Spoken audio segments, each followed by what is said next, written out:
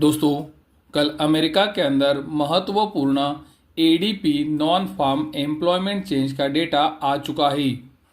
Market के अंदर ये एक्सपेक्टेशन था ADP non farm employment change का डेटा 1,63,000 के पास आ सकता है, लेकिन आप देख सकते हो ये डेटा एक्चुअल में आया है 1,50,000 पे।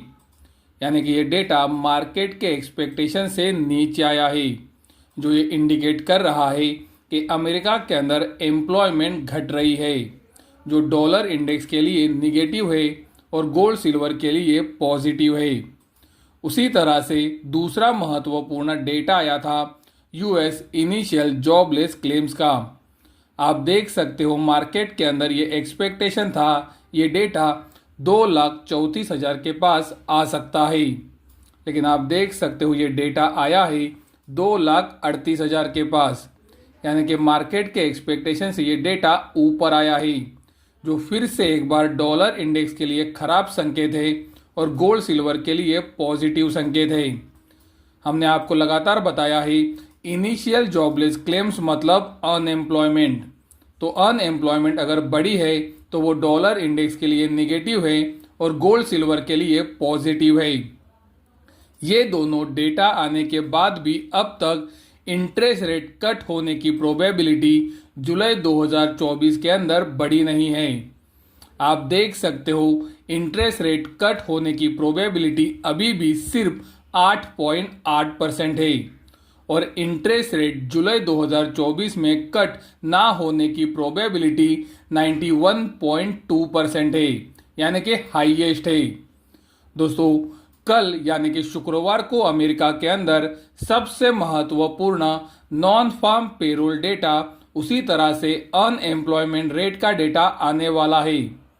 अगर ये दोनों डेटा मार्केट के एक्सपेक्टेशन से नीचे आते हैं तो मुझे लगता है इंटरेस्ट रेट कट की प्रोबेबिलिटी बढ़ सकती है, जो गोल्ड सिल्वर के लिए पॉजिटिव संकेत हो सकता है।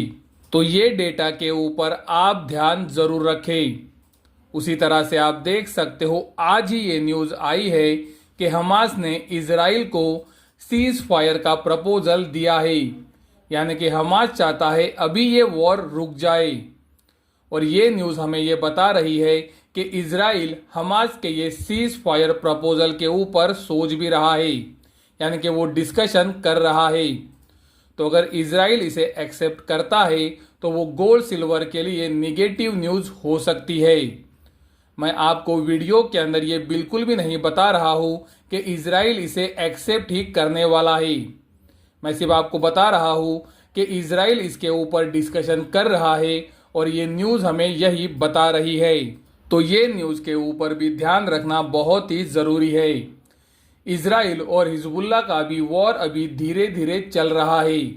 ये वॉर अब तक उतना बड़ा नहीं हुआ है, लेकिन दोस्तों जैसे कि आप न्यूज़ के अंदर देख सकते हो, अगर इजराइल हमास का ये सीज फायर का प्रपोजल एक्सेप्ट करता है तो हिजबुल्ला ये बोलता है कि हम इजराइल के ऊपर अटैक नहीं करेंगे। यानी कि इजराइल और हमास का वॉर अगर बंद हो जाता है तो हिजबुल्ला भी इजराइल के ऊपर अटैक नहीं करेगा। तो दोस्तों, ये न्यूज़ के ऊपर ध्यान रखना बहुत ही ज़रूरी है अगर आप गोल्ड सिल्वर के अंदर काम करते हो। दोस्तों, आप बोलोगे कि एक तरफ अगर इंटरेस्ट रेट कट की प्रोबेबिलिटी बढ़ती है तो वो गोल्ड सिल्वर के लिए पॉजिटिव है, और दूसरी तरफ अगर हमास और इजराइल के अंदर सीज फायर की न्यूज़ आती है तो वो गोल्ड सिल्वर के लिए निगेटिव न्यूज़ है।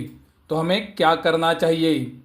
मैं आपको पिछले 1.5 से 2 महीने से लगातार बता रहा हूँ कि गोल्ड सिल्वर के अंदर अगर आपको कोई भी गिरावट मिलती है तो वहां पर आपका नजरिया इन्वेस्टमेंट के लिए खरीदारी का होना चाहिए, क्योंकि मुझे लगता है आने वाले 1.5 से 2 साल के अंदर गोल्ड और सिल्वर में एक बहुत ही अच्छी तेजी बन सकती है। तो अगर आने वाले दिनों में अमेरिका के अंदर इकोनॉमिकल डेटा खराब आता है और उस वजह से इंटरेस्ट रेट कट की प्रोबेबिलिटी बढ़ती है तो वो गोल्ड सिल्वर के लिए अच्छा ही है।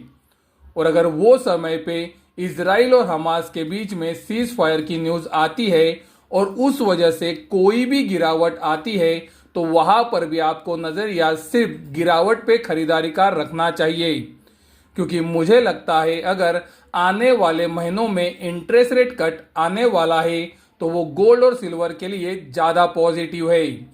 यानी कि इंटरेस्ट रेट कट का सिनारियो ये वॉर के न्यूज़ से भी बड़ा है, ऐसा मैं मानता हूँ। और इसीलिए मैं आपको बता रहा हूँ कि अगर हमास और इजराइल के बीच में कोई भी सीज फायर की न्यूज़ आती है और उस वजह से अगर गोल्ड सिल्वर में कोई भी गिरावट आती है तो आपका नज़रिया इन्वेस्टमेंट के लिए खरीदारी का होना चाहिए।